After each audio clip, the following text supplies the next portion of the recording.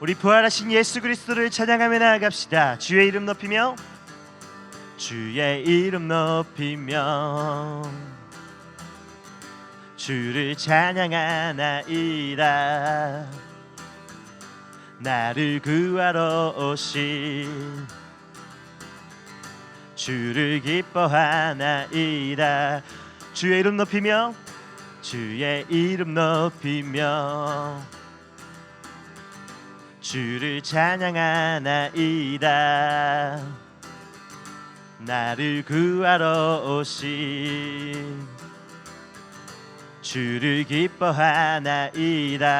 하늘 영광 버리고 이 땅 위에 십자가를 지시고 죄 사했네. 무덤에서 일어나 하늘로 올리셨네. 주의 이름 높이리.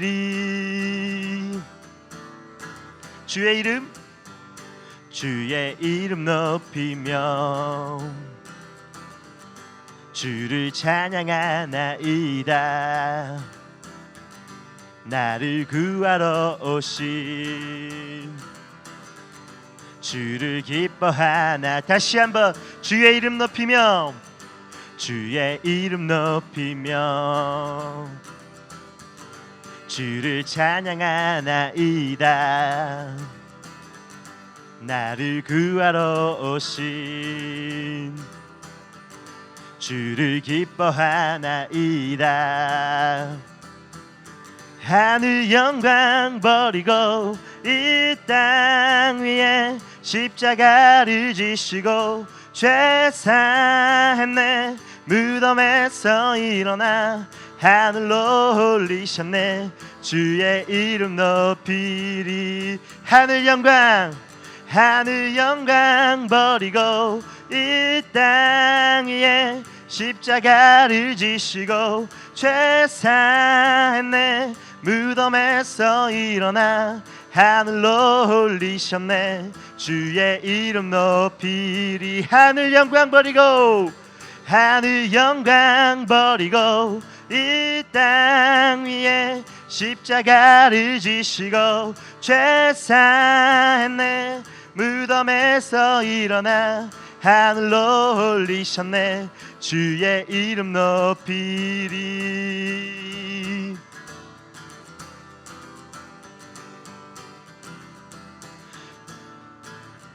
우리 가운데 오신 주의 이름을 찬양합니다. 할렐루야.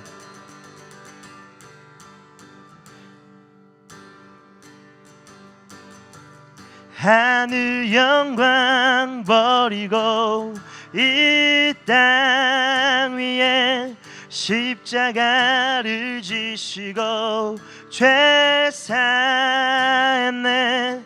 무덤에서 일어나 하늘로 올리셨네. 주의 이름 높이리. 하늘 영광 버리고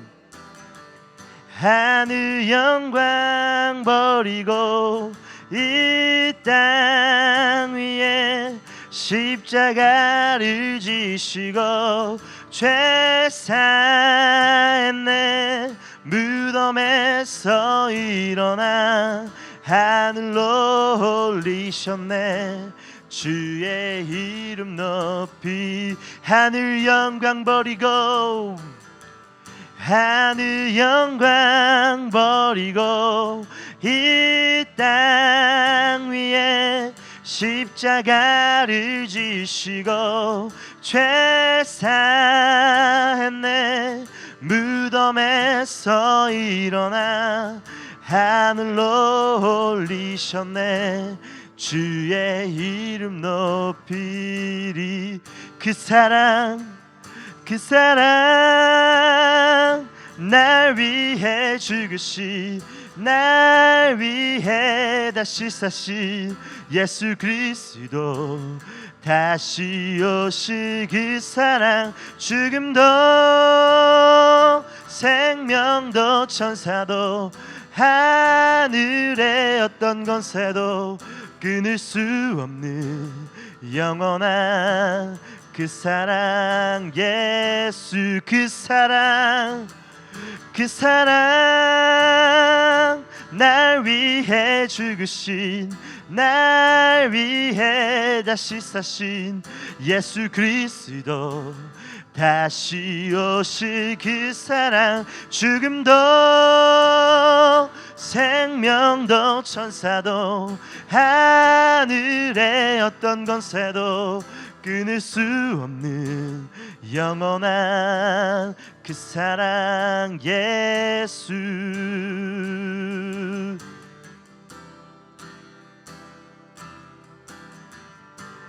이 시간 우리 하나님의 사랑을 예수 그리스도의 사랑을 찬양합시다. 아버지 사랑 아버지 사랑 내가 노래해 아버지 은혜 내가 노래해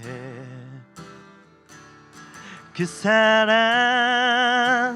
변함없으신 거짓 없으신 성실하신 그 사랑 상한 갈 때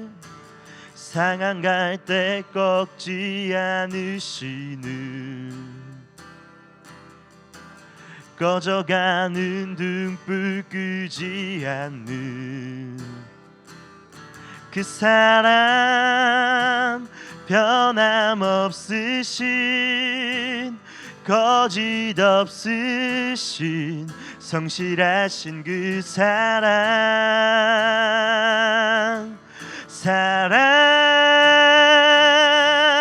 그 사랑 날 위해 죽으신 날 위해 다시 사신 예수 그리스도 다시 오실 그 사랑 죽음도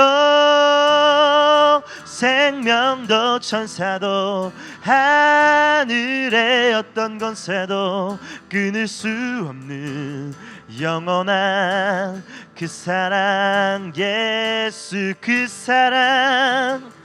사랑 날 위해 죽으신 날 위해 다시 사신 예수 그리스도 다시 오실 그 사랑 죽음도 생명도 천사도 하늘의 어떤 권세도 끊을 수 없는 영원한 그 사랑 예수 그 사랑 날 위해 죽으신 날 위해 다시 사신 예수 그리스도 다시 오실 그 사랑 죽음도 생명도 천사도 하늘의 어떤 권세도 끊을 수 없는 영원한 그 사랑 예수.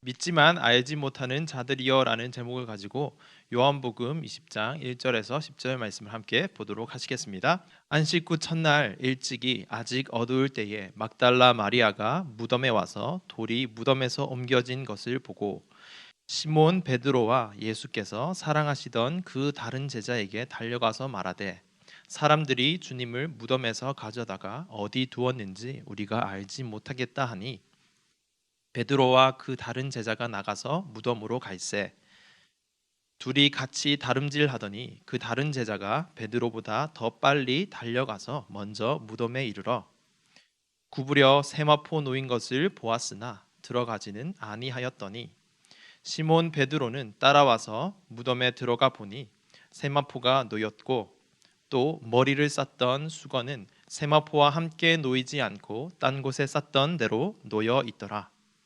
그때야 무덤에 먼저 갔던 그 다른 제자도 들어가 보고 믿더라. 그들은 성경에 그가 죽은 자 가운데서 다시 살아나야 하리라 하신 말씀을 아직 알지 못하더라. 이에 두 제자가 자기들의 집으로 돌아가니라. 아멘. 여러분, 한 주간 어떻게 지내셨나요? 지난 한 주는 특별히 고난 주간으로 예수님께서 이 땅에 오셔서 고난을 받으신 것을 묵상하는 한 주로 보내셨을 건데, 전도사님도 우리의 죄 때문에 십자가에 못 박히신 예수님의 그 구원을 묵상하며 보냈습니다. 하나님의 아들이시면서 하나님이신 그분께서 이 땅에 오셔야 했던 그 이유에 대해서 묵상하고, 그 은혜와 그 사랑에 대해서 다시 한 번 더 감사하고 또 감격하는 시간을 보냈다라는 것이죠. 십자가에 못 박히시고 죽으신 우리 주님께서 어떤 말씀을 하셨나요? 3일 뒤에 내가 부활하겠다, 다시 살아날 것이다 라고 말씀을 하셨습니다. 그리고 바로 오늘이 예수님이 살아나신 부활절입니다. 여러분, 우리가 그리스도인이다라고 말한다면 예수님이 십자가에 달려 죽으시고 다시 살아나신 이 사실을 믿는다라는 것을 포함하는 말씀이죠. 그런데 우리가 예수님의 죽으심과 또 부활하심을 믿는다라고 말하면서도 실상은 믿지 않을 때가 참 많은 것 같습니다. 믿는데 믿지 않는다라는 것이죠. 무슨 말일까요? 예수님이 부활하신 거요? 저 알고 있어요. 그리고 저 믿습니다. 근데 그게 왜요? 라고 하신다면 바로 그렇다라는 거죠. 물론 이렇게 똑같이 말하지는 않을 수도 있습니다. 그런데 예수님께서 죽으시고 다시 사신 그것이 나의 오늘 내 삶 가운데 어떤 영향을 끼치고 있는가? 나의 삶 가운데 그것이 참 소망이고 또 기쁨이 되지 못하고 있다면, 방금 전에 제가 말씀드린 부활 제가 믿어요. 근데 그게 왜요? 라고 말하는 것과 똑같다라는 것이죠. 오늘 우리가 함께 읽었던 본문에서도 이와 비슷한 태도를 지닌 두 제자의 모습이 나옵니다. 바로 시몬 베드로와 그 사랑하시던 제자인데요. 여기서 그 사랑하시는 제자는 요한을 가리킵니다. 본문을 잠시 살펴보면 1절에 안식 후 첫날 일찍이 아직 어두울 때에 라고 시작하고 있습니다. 유대인들은 안식일이 토요일입니다. 그래서 토요일 저녁부터 다음날 저녁까지 안식일을 지켰습니다. 여기서 안식일 첫날이라고 말씀하시는 것은 그러니까 토요일 다음 날이니까 오늘 일요일 주일을 뜻하는 것입니다. 주일 일찍이 아직 어두울 때에 막달라 마리아가 예수님의 무덤에 가는 장면으로 오늘 본문은 시작하고 있다라는 것이죠. 그렇게 무덤에 와서 하나를 발견합니다. 어떤 것을 발견하는가 하면 그 무덤에 문을 막고 있던 돌이 옮겨진 것을 발견합니다. 그리고 그것을 보고는 시몬 베드로와 예수께서 사랑하시던 제자에게 달려갑니다. 그리고 이렇게 말하죠. 사람들이 예수님을 어디에다 두었는지 알지 못하겠어요. 예수님이 사라졌습니다 라고 말하는 거예요.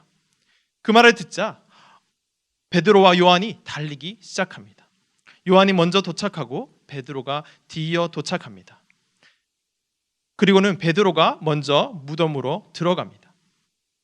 예수님이 계시지 않은 것을 확인합니다. 예수님이 계시지 않는 이 빈 무덤을 확인한 것이죠.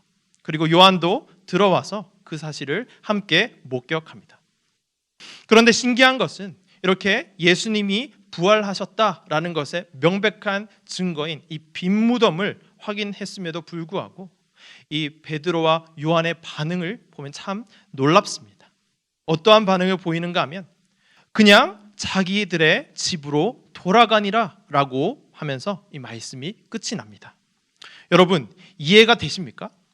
베드로와 요한이 어떤 주님의 제자였습니까? 주님을 특히나 잘 따르고 특별히 예수님의 사랑을 받았던 그러한 제자들 아닙니까?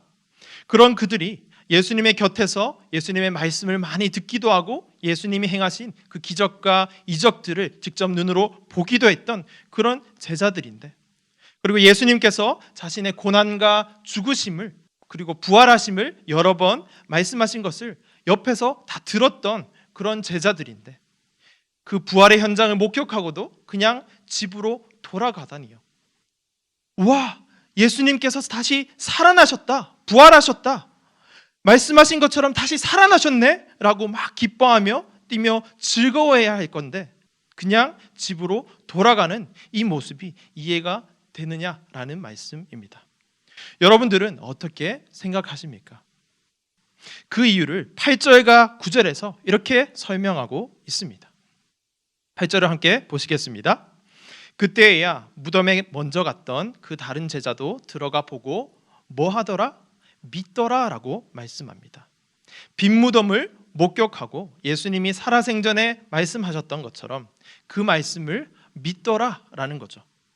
그런데 바로 이어서 나오는 9절은 이렇게 말씀합니다. 그들은 성경에 그가 죽은 자 가운데서 다시 살아나야 하리라 하신 말씀을 아직 알지 못하더라 라는 말씀이 바로 뒤이어 나온다라는 것이죠.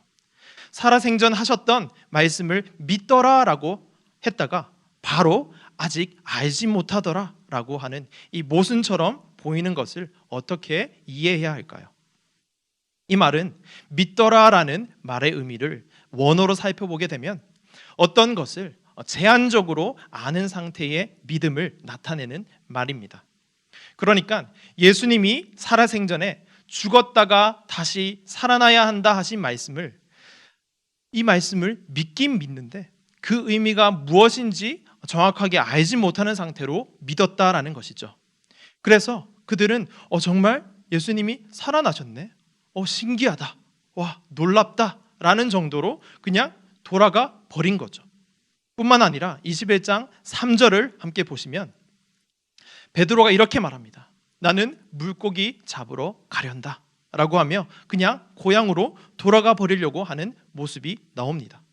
다른 제자들은 형 나도 같이 가, 이렇게 이 베드로를 따라 나서려고 하는 이런 장면도 나온다라는 것이죠.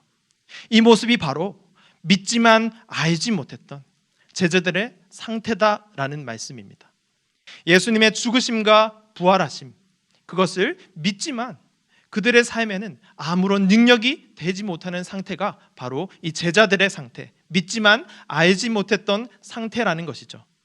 그리고는 집으로 돌아가 버립니다.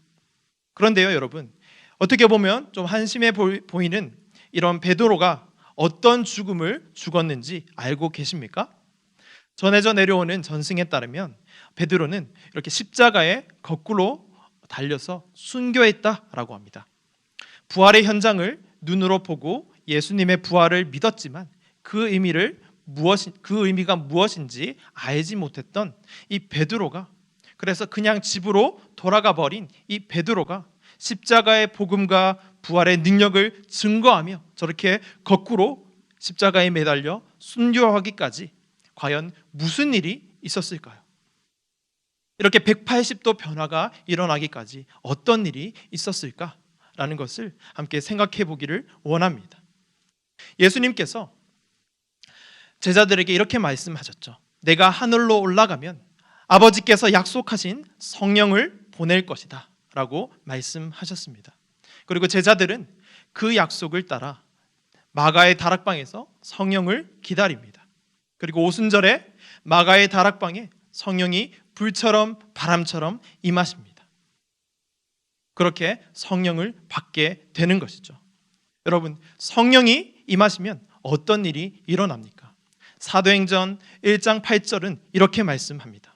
오직 성령이 너희에게 임하시면 너희가 권능을 받고 예루살렘과 온 유대와 사마리아와 땅끝까지 이르러 내 증인이 되리라 하시니라.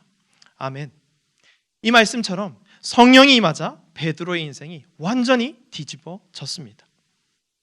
성령이 임하시면 어떤 일이 일어납니까? 권능을 받습니다. 그런데 그 권능은 다른 데서 오는 것이 아니라 말씀으로 인한 권능입니다. 더 정확하게는 말씀을 깨닫는 데서 오는 권능입니다. 엠마오 길에서 예수님이 두 제자를 만나신 사건을 기억해 보십시오. 예수님이 부활하신 이후에 엠마오로 가는 그 길가에서 예수님이 두 제자를 만나십니다. 그때 예수님께서 두 제자에게 이렇게 말씀하시죠. 미련하고 선지자들이 말한 모든 것을 마음에 더디 믿는 자들이여, 그리스도가 이런 고난을 받고 자기의 영광에 들어가야 할 것이 아니냐라고 말씀을 하십니다. 그러면서 이에 모세와 모든 선지자들의 글로 시작하여 모든 성경에 쓴 바 자기에 관한 것을 자세히 설명하시니라. 이렇게 성경을 풀어주시자 그 두 제자의 반응이 어떤 반응이 나타났는지 혹시 기억하십니까? 바로 그들의 마음이 뜨겁게 불타는 역사가 일어납니다.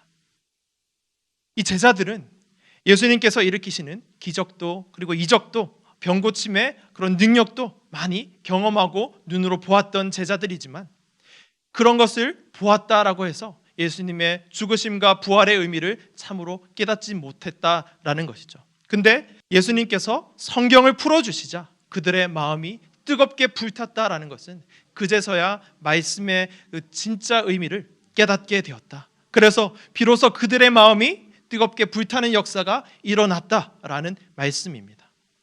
마찬가지입니다. 예수님의 수제자였던 베드로에게 성령이 임하시고 성령께서 그 말씀을 깨닫게 해주시고 풀어주시자 그때야 비로소 순교하기까지 그 베드로의 삶이 180도 바뀌어서 뒤집어지는 역사가 일어났다라는 것입니다. 권능이 막 나타나고 능력이 나타났다라는 겁니다. 어떤 권능과 어떤 능력의 역사가 일어났습니까?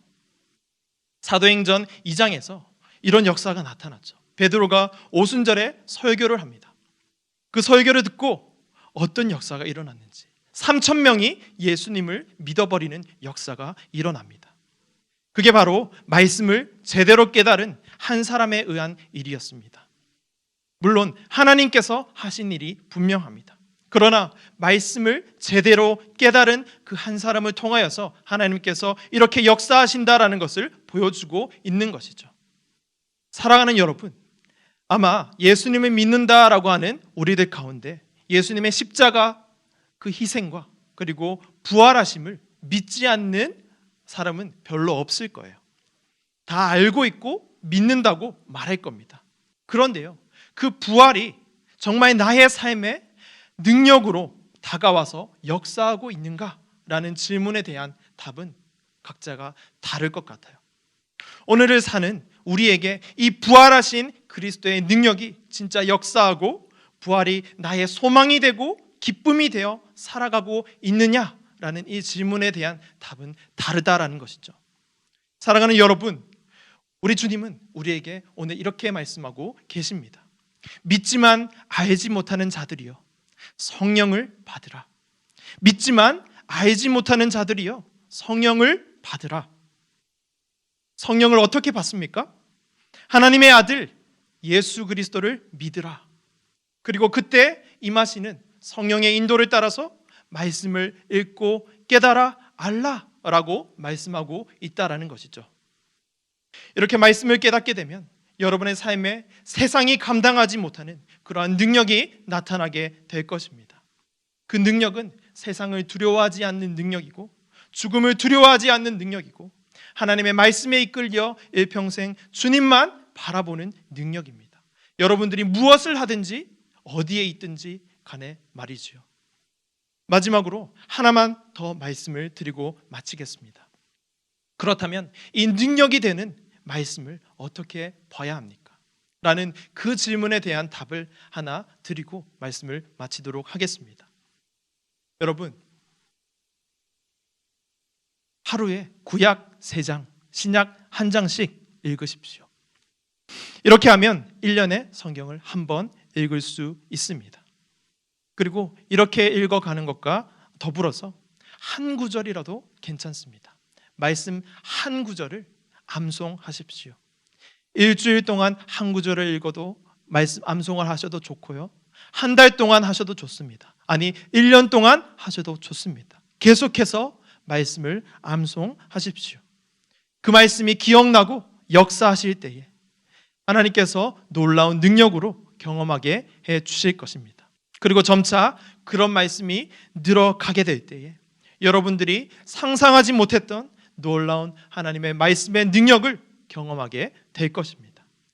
사랑하는 우리 죽전 우리 고등부 여러분, 그렇게 여러분들의 인생이 여러분 한 명 한 명의 그 인생이 하나님의 말씀에 이끌리기를 소원합니다. 그래서 일평생 주님만 바라면서 베드로가 와 신기하네 라고 믿었지만 알지 못하는 상태로 그냥 집으로 돌아갔던 그 상태에서 하나님의 말씀을 깨닫게 되니까 다른 것보다 이 예수님의 말씀, 이 말씀을 내가 증거하며 일평생 살아야겠다라고 나아갔다가 순교하기까지 했던 그 삶처럼 여러분의 삶도 놀라운 하나님과 함께하는 역사의 삶이 될 줄로 믿습니다. 그렇게 여러분들의 인생이 하나님의 이끌려 나아가게 되기를 간절히 축복하며 기도합니다. 이 시간 각자에게 주신 이 말씀을 가지고 기도하면서 나아가시겠습니다.